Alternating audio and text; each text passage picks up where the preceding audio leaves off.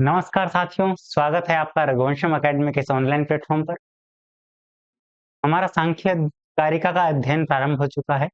प्रथम कक्षा में हमने सांख्य कारिका और सांख्य दर्शन के सामान्य अध्ययन को जाना, उसके कुछ सिद्धांतों को जाना, प्रमाण मीमांसा, तत्व मीमांसा और आचार मीमांसा, जो यूजीसी नेट के तृतीय इकाई में लगा है, उसके विषय में हमने पिछली क्लास में पढ़ चुके हैं।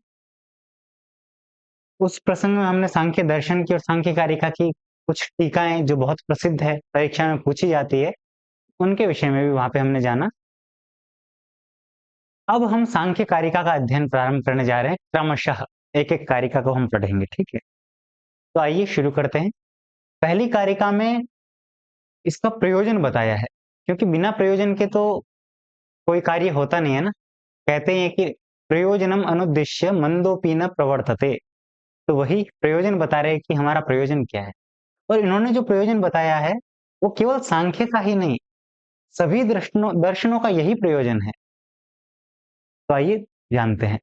दुःख त्रयाभिघातात् जिज्ञासा तद अपघातके हेतौ दृष्टे सा अपार्था चेत न एकांतता अत्यंततो भावात्। कि दुःख त्रयाभिघातात् तद अपघातके हेतौ जिज्ञासा कर्तव्या।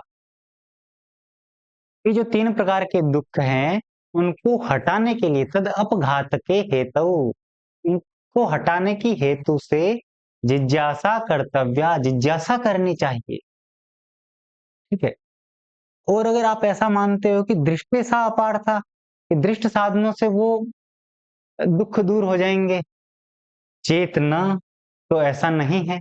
क्यों? क्योंकि एकांतात्यंत तो भावात, ये जो दो प्रकार के दुखों की निवृत्ति है ना, दो प्रकार से जो निवृत्ति हो रही है, एकांतिक कहते हैं निश्चित रूप से, ठीक है, और आत्यंतिक कहते हैं अवश्य, आवश्यक मतलब अवश्य रूप से। तो ये दो प्रकार से जो निवृत्ति हो रही है ना, क्या वो इन दृष्ट साधनों से हो सकती है? तो कहा नहीं, इनसे नहीं होगी। जो तीन प्रकार के दुख हैं, उनकी निवृत्ति का कुछ हम पृथक ही मार्ग बताएंगे। क्या मार्ग है उसको हम जानेंगे, लेकिन उससे पहले दुख त्रय क्या है ये देख लीजिए। आध्यात्मिक, आदि भौतिक, आदि दैविक, ये तीन प्रकार के दुख। इसमें भी आध्यात्मिक जो है ना, ये दो प्रकार का है। एक शारीरिक, एक मानसिक। शारीरिक को कहते हैं व्याधि और मानसिक को कहते हैं आधि। अब शारीरिक, हमें कोई कष्ट हुआ, बुखार आया, हम डॉक्टर के पास गए, उसने दवाई दे दी, उससे एक बार तो दुख निवारित हो गया, बुखार समाप्त हो गया। लेकिन क्या वो बुखार हमेशा के लिए समाप्त हो गया? ऐसा नहीं है। हमेशा के लिए समाप्त होने का कुछ अलग मार्ग बताएंगे ये। तो इस प्रकार से ये त्रिविध दुखों की निवृत्ति, उसमें आध्यात्मिक की निवृत्ति नहीं हो पा रही है, एकांतिक और आत्यंतिक। अब आदि भौतिक, आदि भौतिक दुख कहते हैं जो भूतों से प्राप्त होते हैं। जैसे किसी हिंसक पशु आदि से हमें जो दुख प्राप्त हो रहा है, या फिर किसी मनुष्य से भी हमें कोई दुख प्राप्त हो रहा है, तो वो भी आदि भौतिक दुख है। और उस आदि भौतिक दुख के से निवृत्ति भी दृष्ट साधनों से नहीं हो सकती। उसके लिए पृथक मार्ग है। और आदि दैविक, जो भूकंप, भूचाल आदि है, अतिवृष्टि, अनावृष्टि, ये सब आदि दैविक दुख है। इनका भी निवारण दृष्ट साधनों से नहीं हो सकता। ठीक है? तो अब आगे देखिए, दृष्टवद आनुश्रविकः स ही अविशुद्धि क्षयातिशय युक्तः। कि दृष्ट के समान आनुश्रविक भी, जो हमने दृष्ट साधनों से दुखों की निवृत्ति के विषय में कहा कि निवृत्ति नहीं हो सकती, उस प्रकार से आनुश्रविक से भी दुख की निवृत्ति नहीं हो सकती। क्यों? क्योंकि स ही, वो भी निश्चित रूप से अविशुद्धि, क्षय और अतिशय से युक्त है। ठीक है? क्या है ये अविशुद्धि, क्षय और अतिशय? तो कहा अविशुद्धि यानी कि जो आनुश्रवी कहते हैं, जो वेद के द्वारा निर्दिष्ट मार्ग है, यानी कर्म कांड आदि जो मध्य काल में थे, प्रचलित थे, उनसे भी ये निवृत्ति नहीं हो पाएगी, क्योंकि उसमें अविशुद्धि है, मतलब शुद्धता नहीं है। यज्ञ कर्म किया जाता था पहले और अब भी, तो कहीं कहीं हिंसा होती है। कैसे हिंसा? जब बलि दी जाती है किसी पशु आदि की, तो उससे यज्ञशाला में अविशुद्धि तो फैलती है ना, रक्त फैला, उसका मांस फैल गया, तो वो अविशुद्धि से युक्त है, उसमें अशुद्धता है। और क्या है? स्वक्षय है, ताकि स्वर्ग कामो यजेत, स्वर्ग कामो यजेत। अब हमने यज्ञ किया और हमें स्वर्ग की प्राप्ति होगी, लेकिन वो स्वर्ग हमें कितने समय के लिए मिला है? जितना हमारा पुण्य है उतने समय के लिए स्वर्ग मिल गया। फिर क्षीणे पुण्य मर्त्य लोके प्रविशन्ति, जब पुण्य कर्म हमारे क्षीण हो गए, समाप्त हो गए, तो वापस से हम मर्त्य लोक में आ गए, इस लोक में फिर से आ गए। तो ये भी हमेशा के लिए दुख से निवृत्त नहीं कर रहा है। और तीसरा है अतिशय, कि यज्ञ किया और हमें स्वर्ग मिला। अब किसी ने अधिक यज्ञ किया, किसी ने अधिक पुण्य किया, उसको इंद्र पदवी मिल गई, और बाकी सबको सामान्य देव, मतलब जो अश्विनी आदि है इस प्रकार के सामान्य देव बन गए वो लोग। तो अब जो सामान्य देव है वो इंद्र को देख के चिढ़ हो रही है उनसे कि ये अतिशय है इसमें, ये इतना, इतनी बड़ी पदवी है इसकी और हम तो कुछ है ही नहीं। तो ऐसी स्थिति भी आती है। तो इसीलिए आनुश्रविक जो है वो भी 3 दोषों से युक्त है। यदि प्रश्न बने सांख्यानुसारम आनुश्रविकम उपायम कति दोषैः युक्तम, तो वो त्रिदोषैः त्रिभिः दोषैः युक्तः वर्तते। ठीक है? तो आपने दृष्ट साधनों से मना कर दिया, आनुश्रविक साधनों से मना कर दिया, तो करें क्या? दुखों की निवृत्ति कैसे होगी? तो कहा तद विपरीतः श्रेयान, जो उससे विपरीत है वो श्रेष्ठ है। क्या है वो? तो कहा व्यक्त, अव्यक्त और ज्ञ विज्ञानात, व्यक्त, अव्यक्त और ज्ञ, इन तीन चीजों को जान लीजिए, आपको सब प्रकार से मुक्ति हो जाएगी। श्रेयान के अंदर प्रशस्य शब्द है, ठीक है? यदि व्याकरण के क्षेत्र में यहाँ से प्रश्न अगर पूछ लिया जाए कभी, तो प्रशस्य शब्द से प्रशस्य श्र आदेश होके श्रेयान बना है, ठीक है? तो व्यक्त, अव्यक्त और ज्ञ, इनके विज्ञान से हमें एकांतिक और आत्यंतिक निवृत्ति होगी। क्या है व्यक्त, क्या है अव्यक्त और क्या है ज्ञ? तो व्यक्त कहते हैं जो दृश्यमान प्रकृति है, वो दृश्यमान प्रकृति। अव्यक्त है जो हमें दिखती नहीं है, वो प्रकृति यानी मूल प्रकृति। और ज्ञ है पुरुष। पुरुष और प्रकृति को जान लीजिए, आपको मुक्ति हो जाएगी, ये सांख्य ने कह दिया। ठीक है? तो क्या है आनुश्रविक दोष जो हमने अभी पढ़े? तो ये 3 दोष थे। अविशुद्धि, अविशुद्धि यानी जो बलि आदि की जाती थी, यज्ञ कर्म में जो अशुद्धि आती थी, वो आनुश्रविक का पहला दोष था। दूसरा दोष था क्षय, की क्षीणे पुण्य मर्त्य लोके प्रविशन्ति, और अतिशय जो है वो इंद्र आदि की पदवी और सामान्य देवता आदि जो मिल रहा है सुख। तो ये 3 प्रकार के दोष आए थे, ये हमने जाने। और श्रेयस्कर क्या है? तो कहा कि श्रेयस्कर उपाय है व्यक्त, अव्यक्त और ज्ञ का विज्ञान। ठीक है? अब चलिए, क्या है अव्यक्त, क्या है व्यक्त, इनको हम आगे पढ़ेंगे। तो मूल प्रकृति जो है वो अविकृति है। मूल प्रकृति ही अविकृति ही, और महदाद्याः प्रकृति विकृतयः सप्त। जो प्रकृति विकृति है वो कितने हैं? वो है 7। ठीक है? मूल प्रकृति तो एक ही है, लेकिन प्रकृति विकृति 7 है। और षोडकस्तु विकारः, 16 जो केवल विकार है, न वो किसी की प्रकृति है, न किसी की विकृति है। और न, मतलब न किसी की प्रकृति न विकृति, ये तो पुरुष है। और जो केवल विकार है वो है 16, यानी वो किसी की प्रकृति नहीं है, केवल विकार विकार है। इस चीज को डायग्राम से समझते हैं, ऐसे समझ में नहीं आएगा। ठीक है? आइए, सबसे पहले कहा मूल प्रकृति ही अविकृति ही। ये है मूल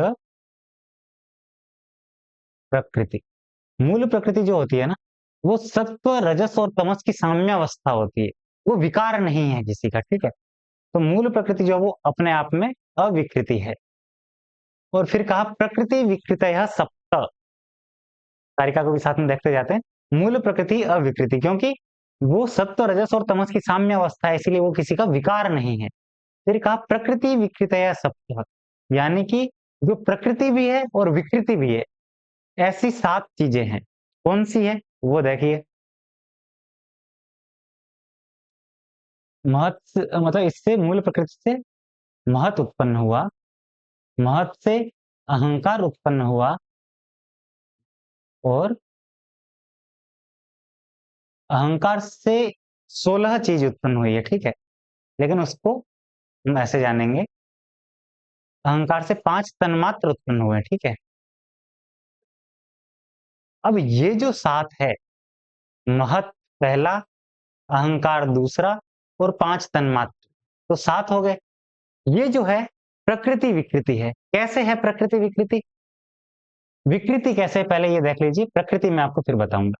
इस मूल प्रकृति से जब ये उत्पन्न हो रहे हैं, तो ये मूल प्रकृति का विकार हो गया, महत् का विकार अहंकार हो गया, अहंकार का विकार 5 तन्मात्राएं हो गई। तो विकार तो इस प्रकार से हो गया, लेकिन ये प्रकृति कैसे है, इसको अभी देखिए। इस 5 तन्मात्र से उत्पन्न होते हैं 5 भूत। यानी 5 भूत कौन से? मतलब पृथ्वी, तेजो, वायु और आकाश। ये 5 भूत 5 तन्मात्राओं से, 5 तन्मात्राएं शब्द, स्पर्श, रूप, रस और गंध। इन 5 से ये 5 भूत उत्पन्न हो रहे हैं। तो ये हो गया विकार इन 5 तन्मात्राओं का, ठीक है।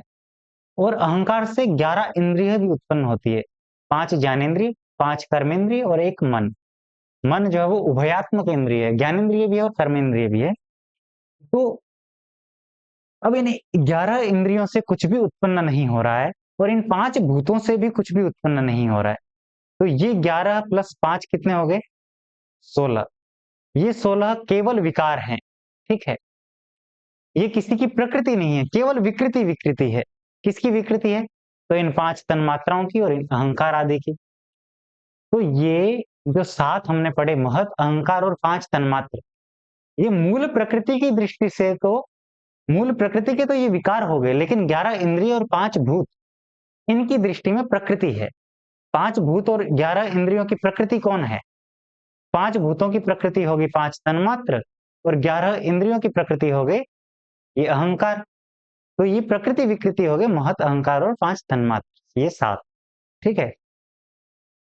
तो आपको काफी स्पष्ट हो गया होगा। अब मैं यहाँ पे बता देता हूं। अविकृति जो है वो मूल प्रकृति, जो सत्व, रजस और तमस की साम्य अवस्था है, वो मूल प्रकृति एकमात्र अविकृति है। प्रकृति विकृति कितने हैं? तो कहा 7 है। कौन कौन से? तो मूल प्रकृति से जो उत्पन्न हुए हैं, महत्, अहंकार और 5 तन्मात्र, ठीक है। अब विकार कहा षोडकस्तु विकारः। ये देखिए, षोडकस्तु विकारः, 16 विकार हैं। कौन कौन से हैं? तो कहा अहंकार से 5 तन्मात्राएं, 5 तन्मात्राओं से 5 भूत उत्पन्न हुए, पहले तो ये देख लीजिए, ठीक है। और अहंकार से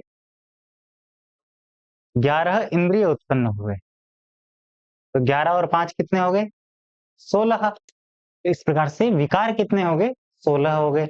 इनसे आगे कुछ भी उत्पन्न नहीं हो रहा है, इसलिए ये किसी की प्रकृति नहीं है, मात्र विकृति विकृति है, इसलिए षोडकस्तु विकारः।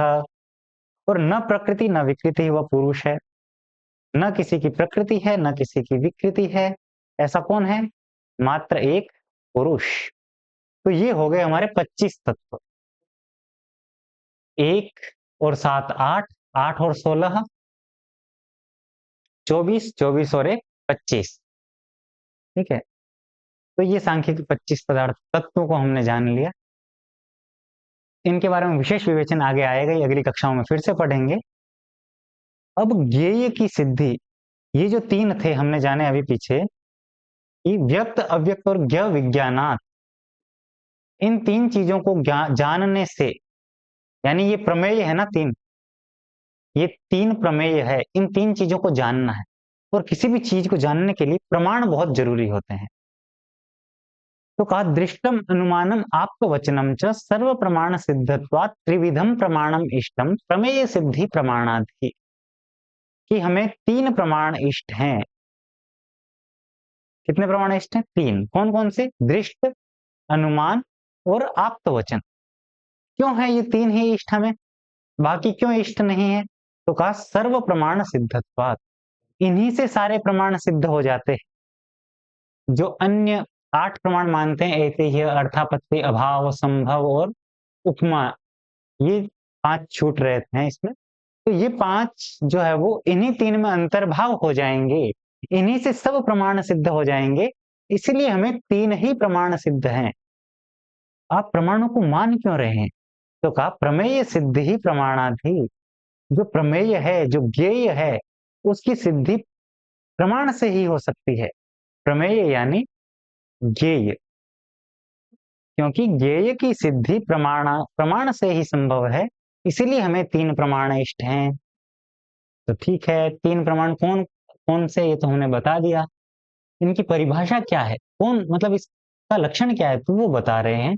प्रति विषयाध्यवसायो दृष्टम, प्रति विषय अध्यवसाय दृष्टम, दृष्ट यानी प्रत्यक्ष। तो प्रत्यक्ष कहा है, प्रति विषय अध्यवसाय।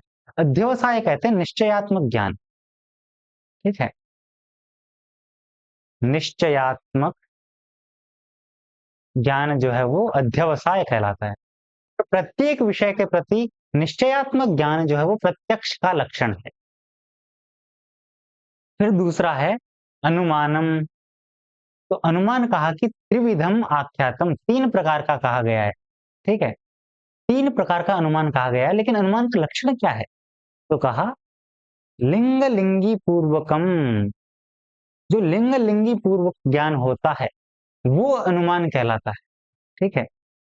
जैसे धूम जो है वो अग्नि का लिंग है, और लिंगी कौन है? तो अग्नि है। तो ऐसा जो ज्ञान हो रहा है वो है अनुमान प्रमाण। और आप्त श्रुतिर आप्त वचनम तू, यानी आप्त श्रुति ही तू आप्त वचनम, जो आप्त श्रुति है वो क्या है? तो कहा आप्त वचन। जो श्रुति आदि के वचन है वो आप्त प्रमाण के अंतर आते हैं, वो शब्द प्रमाण के अंतर्गत आ जाते हैं, ठीक है। अब इसको सामान्य रूप से, जैसे हमने किसी भी चीज को देखा और हमें जो प्रत्यक्ष हुआ वो दृष्ट है। आप्त प्रमाण क्या है? जो वेद आदि के द्वारा, उपनिषद के द्वारा, दर्शनों के द्वारा जो हमें ज्ञान मिल रहा है, ऋषि मुनियों के द्वारा जो ज्ञान मिल रहा है, वो आप्त प्रमाण के अंतर्गत आ रहा है। और लिंग लिंगी पूर्वकम ज्ञानम अनुमानम, तो धूम जो है वो, उसको लिंग मान लीजिए, और लिंगी क्या है? तो अग्नि है। इस प्रकार से जो ज्ञान हो रहा है वो 3 प्रकार का है। वो 3 प्रकार कौन कौन से हैं वो देख लीजिए। पूर्ववत, शेषवत और सामान्य तो दृष्ट,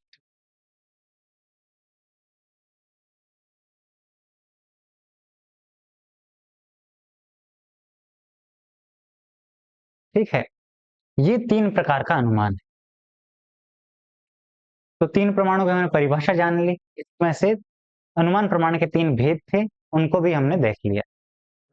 अब कहा कि इनसे ज्ञान किस प्रकार से हो रहा है, मतलब सबसे पहले किससे होगा, फिर किससे होगा? तो कहा कि सामान्य तस्तु दृष्टा, सामान्य रूप से ज्ञान जो है वो दृष्ट से हो जाएगा, प्रत्यक्ष से हो जाएगा। लेकिन जो अतीन्द्रिय ज्ञान है उसकी प्रतीति हमें अनुमान से करनी पड़ेगी। और तस्मादपि चा सिद्धम परोक्षम आप्तागमात सिद्धम, न दृष्ट से सिद्ध हो रहा है, न हम अनुमान लगा पा रहे हैं, ऐसी स्थिति में आप्त प्रमाण काम आता है। जैसे उदाहरण के लिए, मैंने किसी पदार्थ को देखा और मुझे उसका त्वरित ज्ञान हो गया, ये दृष्ट से सिद्ध हो गया। लेकिन रात को मैं सोया हूं और सुबह जब मैं रूम से बाहर गया और देखा सब कुछ गीला है बाहर, तो मैंने अनुमान किया कि वृष्टि हुई होगी। तो ये हमें अनुमान से ज्ञान हो गया। लेकिन जो दृष्ट से भी सिद्ध नहीं हो रहा है, अनुमान भी नहीं लगा पा रहे हैं जिसके लिए, ऐसी स्थिति में आप्त प्रमाण काम आता है। जैसे ईश्वर का स्वरूप न हमें प्रत्यक्ष हो पा रहा है, न हमें अनुमान लगा पा रहे हैं। अनुमान में हम इतना लगा पा रहे हैं कि इतनी बड़ी सृष्टि बनाई है किसी ने, तो होगा कोई न कोई तो ऐसा बंदा जिसने बनाई है। लेकिन कौन है, कैसा है, क्या स्वरूप है उसका, उसके विषय में हम अनुमान नहीं लगा पा रहे हैं। तो फिर वेद ने कहा कि सपर्यगात् क्षुत्रम अकायम अव्रणम अश्नावीरम शुद्धम अपाप विद्धम। तो इस प्रकार से जो आप्त प्रमाण आ रहे हैं, उसने हमें बताया कि ऐसा ऐसा है ईश्वर। ठीक है, अब आगे चलिए। अब बता रहे हैं कि प्रत्यक्ष क्यों नहीं हो पा रहा है किसी चीज का, मतलब हमें अनुमान का सहारा क्यों लेना पड़ रहा है। तो कहा प्रत्यक्ष के ये 8 बाधक तत्व हैं। कौन कौन से हैं वो? तो वो बता रहे हैं, अति दूरात, बहुत दूर होने के कारण, अति सामीप्यात या फिर बहुत नजदीक होने के कारण। जैसे कई ग्रह नक्षत्र बहुत दूर हैं जिन हमारी दृष्टि नहीं पहुंच पा रही है, तो अति दूर होने के कारण हम देख नहीं पा रहे हैं।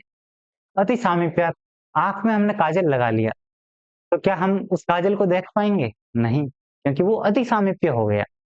इंद्रिय घातात, अगर कोई कान से बहरा है या कोई कान आंख से अंधा है, मतलब अंधा है नहीं, कोई बहरा हो गया कान पे चोट लगने के कारण, या फिर आंख पे अगर चोट लगी और आंख आंख से अंधा हो गया कोई, तो वो प्रत्यक्ष नहीं कर पाएगा ना किसी वस्तु का।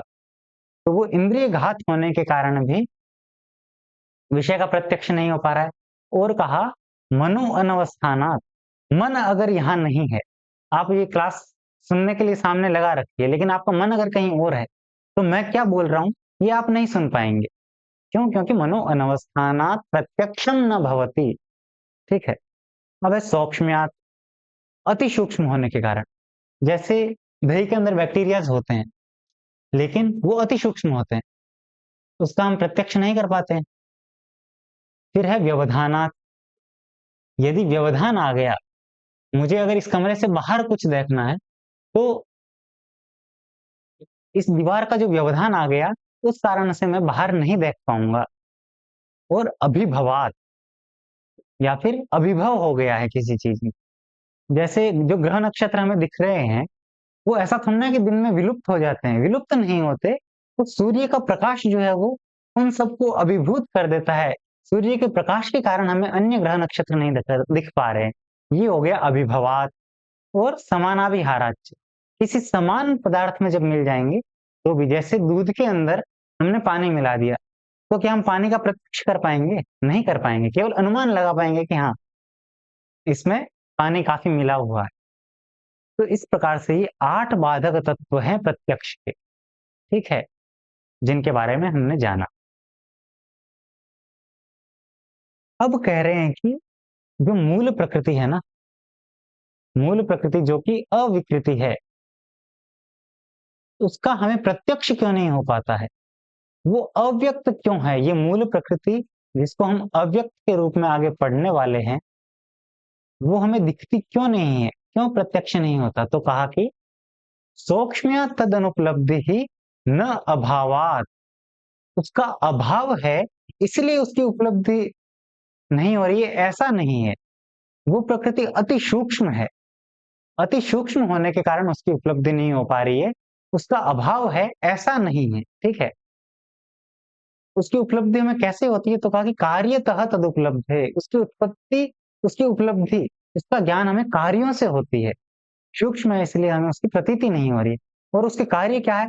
तो कहा कि महद आदि तच्च कार्यम, जो महत आदि है ना, मतलब उस मूल प्रकृति से जो महत उत्पन्न हुआ, महत से अहंकार उत्पन्न हुआ, तो ये सब किसके कार्य हैं? ये मूल प्रकृति के कार्य हैं।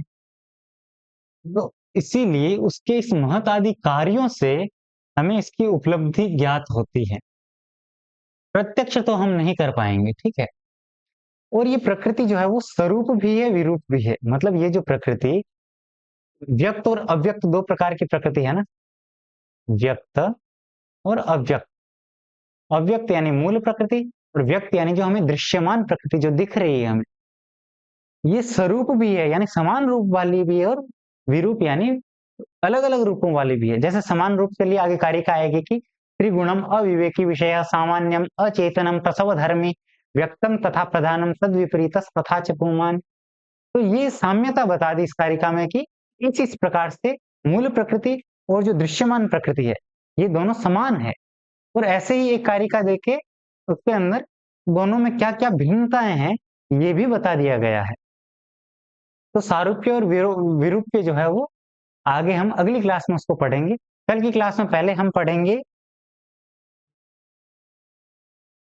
जो सत्कार्यवाद है ना, उसके 5 हेतु दिए हैं, असद, अकरणात्, उपादान ग्रहणात्, सर्वसंभवाभावात् आदि जो 5 हेतु हैं, उनको हम विस्तार से पहले समझेंगे, जो कि सांख्य कारिका का मूल है। और उसके बाद ये सारूप्य, वीरूप्य पढ़ेंगे, जो सत्व, रजस, तमस 3 पदार्थ हैं, वो 3 गुण हैं, उनके विषय में भी जानेंगे। लेकिन आज की क्लास में मैंने जो पढ़ाया, उसमें से आपके लिए ये 2 प्रश्न हैं। आनुश्रविकोपाये दोषः न गण्यते। जो आनुश्रविक उपाय के अंदर 3 दोष हैं, उनमें से कौन एक ऐसा है जो इनमें से नहीं है? और सांख्य कारिका के अनुसार विकार कितने हैं, ये आपको बताने हैं। इसका उत्तर आप कमेंट बॉक्स में देंगे। आज के लिए इतना पर्याप्त है। फिर मिलते हैं आपसे अगली क्लास में। धन्यवाद।